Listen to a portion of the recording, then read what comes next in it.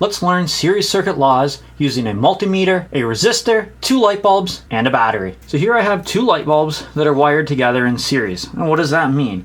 Well, what that means is that we have connection to our battery here, or our power source, and then we have one wire or one path for electron to flow to complete the circuit. So how does that affect us? Well, in a series circuit, think back to the old school Christmas lights before the days of LEDs. If we had one bulb that burnt out, every part of that circuit goes dead. Damn it. So there is one path for electron flow, one path for electricity to flow. Amperage will be the same all throughout your series circuit. So it doesn't matter if I were to connect on my negative side over here. We can see that I have 169 milliamps. I can connect it in between the light bulbs. And again, I have 169 milliamps.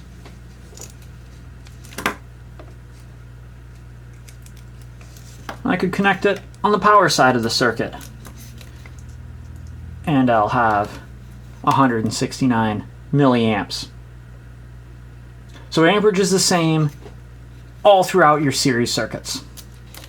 Total circuit resistance is going to be the sum of all resistors. In this particular circuit, I have load A and load B, or resistance A and resistance B.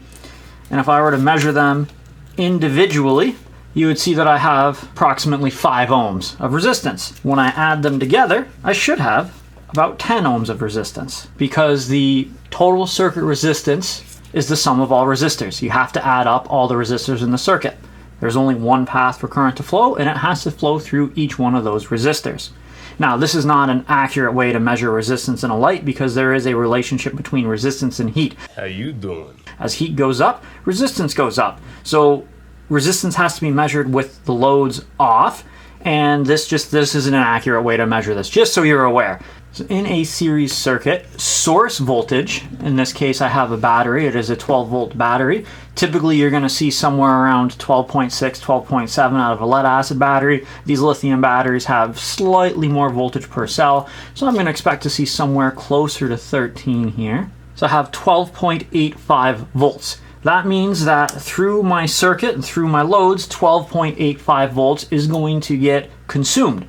And now, because I'm in a series circuit and I have 2 equal loads, each one of these should consume about half of that voltage. If we had different loads, they would still consume all of the source voltage. It would just be different based on the resistance value of said load. So let's have a look and see what each of these lights consumes.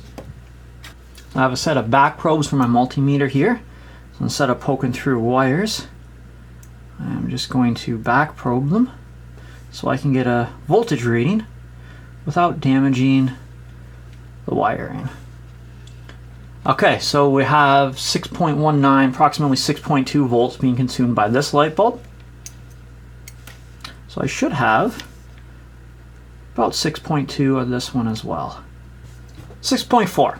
So they're about the same. Now I could have a little bit of resistance in some of these wires. The connections here aren't exactly the best in both of these wires. So I'm overall pretty happy with that. If we only had, say, 5 volts dropped across each one of these lights, then I know that that other 2.6, 2.7 volts is likely due to some type of corrosion or resistance from a, say, a loose or a arced out connection somewhere else in my circuit, and then I would have to do some diagnostics on that, see where that fault is. You know what, let's do a demo of that. Okay, so here I have a real world scenario set up and simulated. Customer complaint on a car could be something like one of my headlights, one of my tail lights, one of my parking lights is dimmer than the others. And what causes that?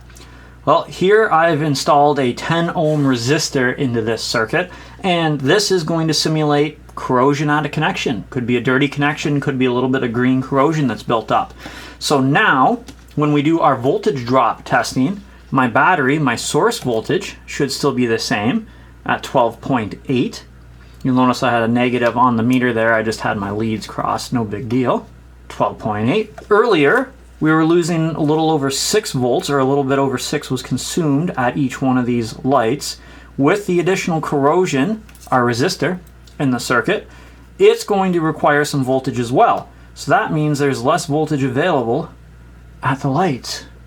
So now I only have 5.4 volts at my light. My resistor is consuming a little bit over 1.5 volts, and then my other light only has slightly over 5.5 volts available to it, so it's gotten dimmer. So that's a real world test that is a very useful one, and it's a very useful law to know. Your voltage is divided between all of the loads. So automotive world, most of the circuits we deal with are parallel circuits, or a series parallel if you include the fuse that's protecting the circuit.